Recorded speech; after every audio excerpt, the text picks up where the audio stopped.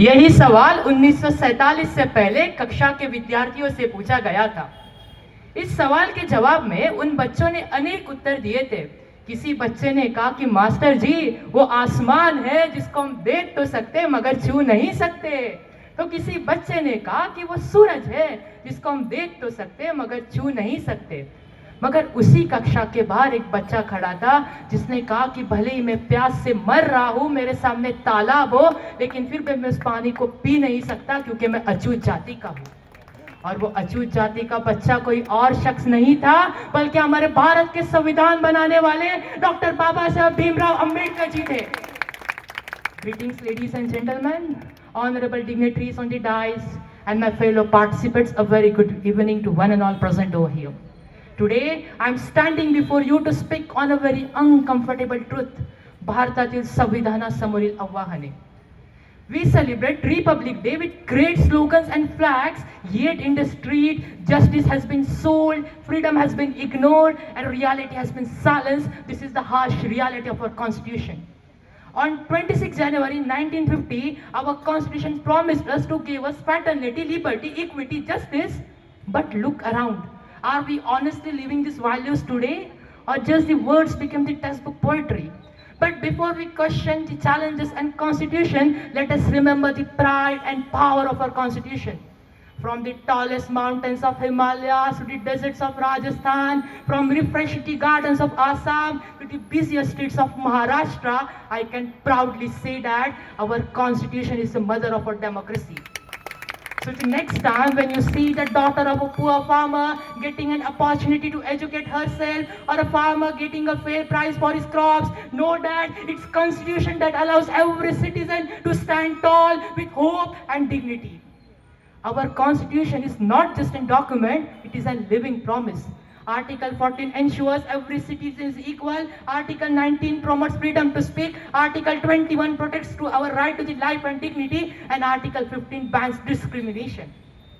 आणि म्हणून माझ्या संविधानाचे गौरव असे आहे की मी 28 राज्यांना जोडतो, 22 भाषा जपतो आणि प्रत्येक संस्कृती व परंपराची रक्षा करतो. But still, the streets and villages of India often tells a different story. Today, we live in the world's largest democratic country where we used to celebrate elections with great enthusiasm. But democracy is not always defended by truth. According to the ADR, 40 to 43% of members of parliament now carry criminal charges. Recently, a politician made a shocking statement by saying that if a girl is raped, then she should lie down and enjoy it. Just pause for a moment and think about it. When the people in power speak like this, they don't just fail as a leader, but they poison the moral backbone of the society. Today, we live in the world's largest democratic country, and I agree, yes. We have the longest written constitution. And yes, I agree, but even today, from slums of Dharavi to the lanes of Kamatipura, countless people are struggling just to prove their identity. Think about it. Our constitution begins with we, not with I, not with you, which means every gender, every caste, every religion is equal. Then why even today, India's transgender community, near about 48 lakh people are struggling daily just to prove they are humans? And this hypocrisy does not stay only in politics and constitution, it enters in the classroom too. Our constitution bans discrimination and promotes equality, but the respected members tell me one thing, when two students pay the same fees, then why one is placed at the topper batch and another at the lower batch? What kind of equality is this?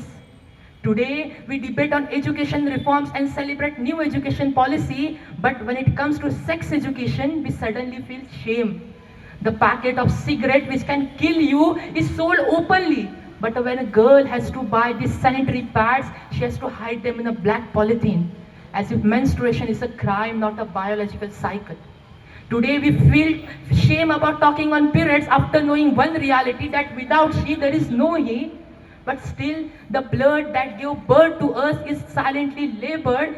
The process that creates existence is silently wrapped in dispersed parts. Think about it. Is that education or hypocrisy wrapped in a culture? Today, we live in that country where this education if divides our children, then corruption divides our entire future. Dr. APJ Abdul Kalam once rightly said that if you want to remove corruption from this nation, then send only two people to the jail. One who gives it and one who takes it. But look around, are we honestly living these values today? No. Because in India, corruption is not just a crime, it has become culture. Every year our finance minister Nirmala Sitharaman present huge budget, 1,000 crore spending on education, healthcare, infrastructure. But then where does all this money go?